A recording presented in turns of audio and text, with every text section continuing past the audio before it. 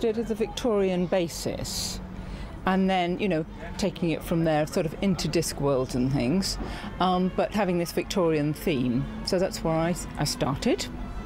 So we've got really sort of Victorian shapes, but then I've exaggerated them.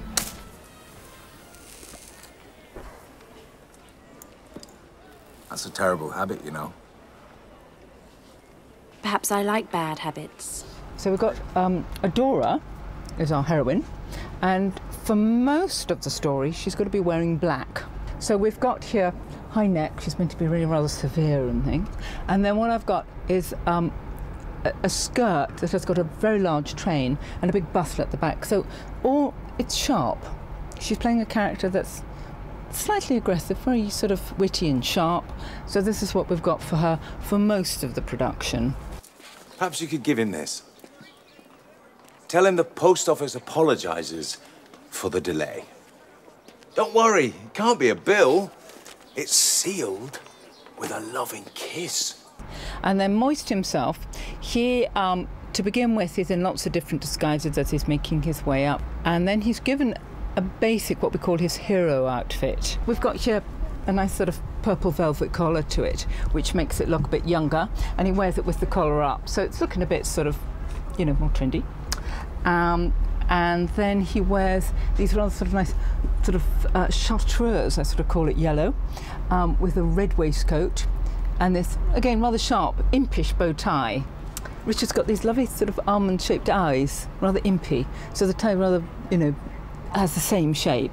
So it looks kind of sparky. And then at the end, as part of it, the gold suit. So we went for gold leather in the end because an awful lot has to be done. It has to ride a horse and stunt work and everything else. So a lot of the gold fabric you find is sort of like tissue for ladies' evening dresses. And I thought, well, this is not going to work. It will just disintegrate, particularly riding a horse. Here's a postmaster's hat. So that's based on First World War officer's cap, the style of it, and then the wings and things, so to get the proportion right.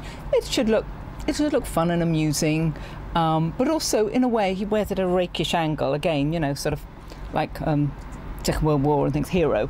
I tried talking to him nicely, but some people just won't listen. Then we've got Gilt with his eye patch that's described and things, and I thought, well, I'll just sort of, he's got to be the villain. You've got to look at him and say, hey, this is what we got here. And so he's got this, it's an earlier cut, it's really Regency. But this is fine because the periods are very fluid in this.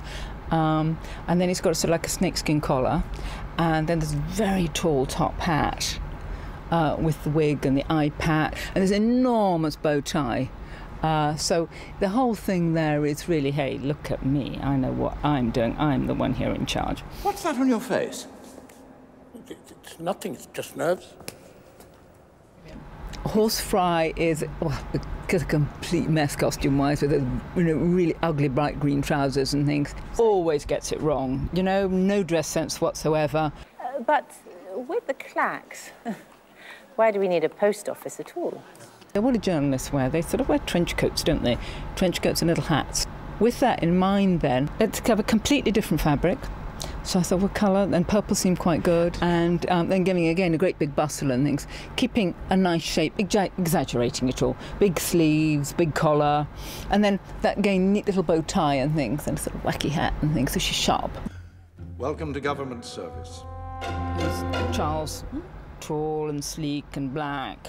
It's a frock coat front and a cassock, priest's cassock at the back. So it's a sort of combination of a cassock and a frock coat. making it to the ground, and then sort of 3 buttons in the front give him that tall, elegant look. You feel that this guy doesn't have to do very much. He just is, you know. Everyone obeys him. He's in charge.